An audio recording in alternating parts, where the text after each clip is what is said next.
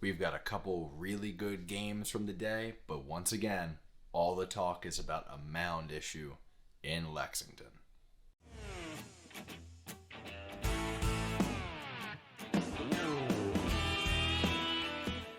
Welcome back to ALPB Roundup. I'm Ryan. I'm here with the Daily Roundup. After a day of no videos, I'm coming at you with lots of action to recap, and lots of action that didn't happen, and lots of discussion on why the action did not happen. Let's hop right in. After the Ferry Hawks managed to come from behind 4-3 win on Tuesday, their second game with Lancaster was rained out. It will be made up as part of a doubleheader on Thursday before those two teams go their separate ways. Both games will be 7 innings.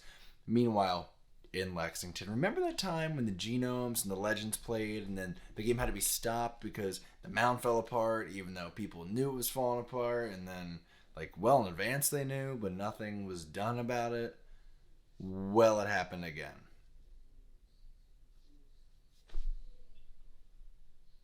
Crushing it. I don't know what else to say about that. I mean, they'll attempt to finish the game at 2:05 on Thursday before their Thursday night game. I have my doubts. I mean, last time they tried to do that, they had to end up postponing that. I don't know. What do you even say? It's the landing spot on the mound causing an issue. They try to drop sand on it, try to drop rubber on it. The video is now deleted from YouTube. The prank didn't happen. They didn't say anything about it on Twitter, or they did, and then it had to be deleted.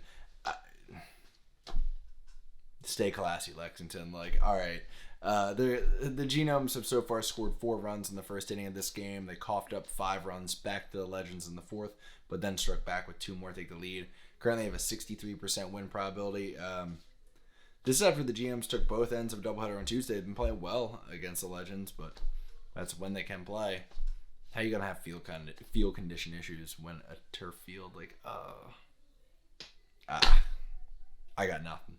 I got nothing I can say, and that's what we're gonna go with, and that's that on that. No, that's not that on that. Because look, I was on Indy Ball Pod a couple weeks ago, being like, "Yo, that mound's gonna be an issue again. Give it time. Give it 1 day." And there was some talk about it being an issue, and here we are. They did a college tournament on it last week. They did 2 straight doubleheaders on it. Now I'm seeing it might have been a different piece of the mound. I didn't look like the piece that had been used as the replacement piece after the first issue. Man, it's like the how you gonna get fired on your day off thing, but how you gonna have this many suspended games without rain on a turf field?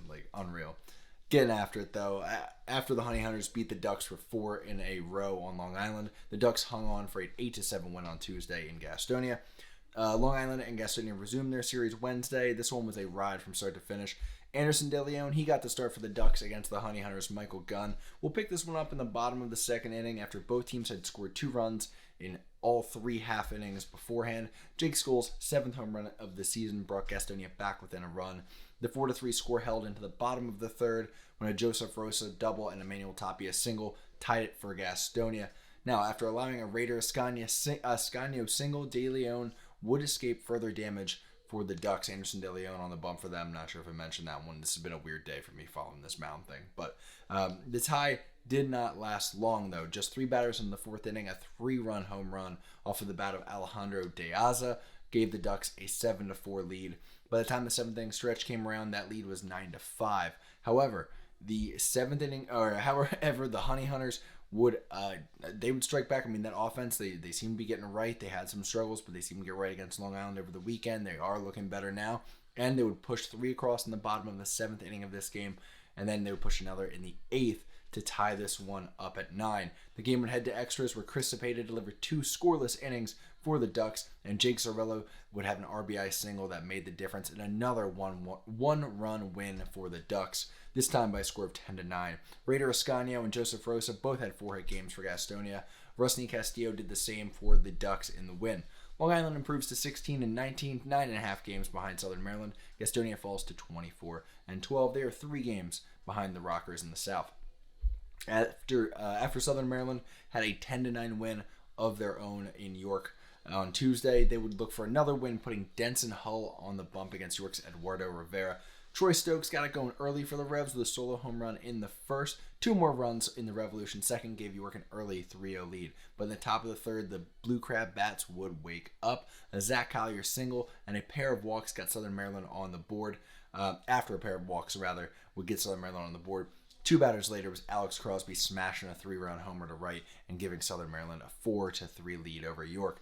But York answered right back. In the bottom half of the inning, Conrad Lean doubled home Carlos Franco, tying the game at 4 runs apiece. The tie held into the bottom of the 6th inning when Jeffrey Perez turned around a Denson Hull first pitch slider for a solo jack, and the lead, Lenin Rodriguez for York, would add their 4th home run of the night for the Revolution. They go on to win 6-4. Eduardo Rivera gets the win, improving to 3-1. He struck out 7 over 6 innings, allowing 4 runs on 5 hits. Robinson Parra, Josh Martin, and Jim Fuller combined for 3 shutout innings of work. Jim Fuller, by the way, registered his 7th save of the campaign for the Revs. Denson Hull had a second consecutive difficult outing, by the way, something to keep an eye on. He was hot as could be to start things out. He's sort of stumbled over the past 2 starts. He takes the loss, falling to 1-3 after allowing 5 runs on 9 hits in 5 1/3. At 26-10, Southern Maryland leads the North by 9.5 games. York is 12 games behind at 14-22. Finally, in High Point, the Rockers look to follow their 18-3 win over the Dirty Birds with another big dub on Wednesday. Colt Webb delivered the Rockers 6 solid innings of work, allowing just 1 run on 4 hits and striking out 3. Adam Chalkblick, Ryan Dull, and Chasson Bradford delivered 3 scoreless innings after him out of the bullpen, and the Rockers made the most of it on their way to a 7-1 win over Charleston.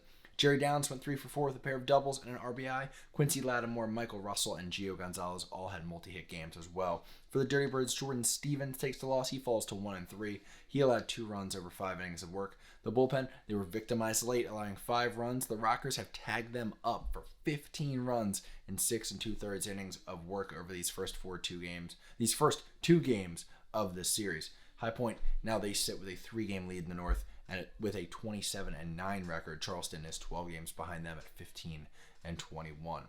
That's all I got, and by that I mean, for now, we'll see. Keep an eye on social media for updates. They haven't even posted any updates from Lexington about this Mound thing.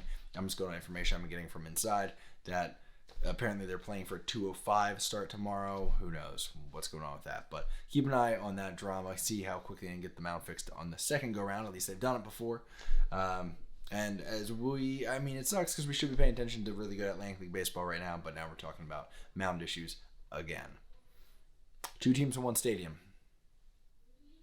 Might want to note that seems like a questionable choice. I'm Ryan from ALPB Roundup. Follow on Instagram, follow on Twitter, and subscribe on YouTube. Until we're talking about more Atlantic League baseball and or more postponed games, y'all have a good one. I may not have a lot, but I love what I got. A 4x4 and a good fishing spot. I hope this time my card won't decline.